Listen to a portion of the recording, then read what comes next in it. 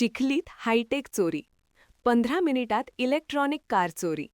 घटना सीसीटीव्हीमध्ये कैद तब्बल 15 लाखांची इलेक्ट्रिक लक्झरी कार रातोरात गायब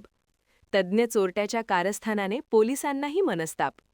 आधुनिक तंत्रज्ञानाने सज्ज असलेली तब्बल 15 लाख रुपये किमतीची पांढरी लक्झरी कार लंपास करून चोरट्याने पोलिसांसमोर आव्हान उभे केले आहे चिखली शहरातील रेस्ट हाऊस परिसरातून अवघ्या 15 मिनिटात चोरट्याने इलेक्ट्रॉनिक लॉकिंग सिस्टम असलेली कार चोरून नेल्यामुळे मात्र कार मालकांमध्ये भीतीचे वातावरण पसरले आहे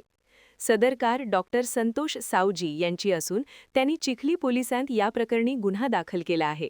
डॉक्टर संतोष सावजी हे त्यांची कार चिखली रेस्ट हाऊस परिसरात दररोज उभी करत असतात मात्र चोरट्यांनी तिच्यावर नजर ठेवून ही कार 21 डिसेंबरच्या रात्री चोरून नेली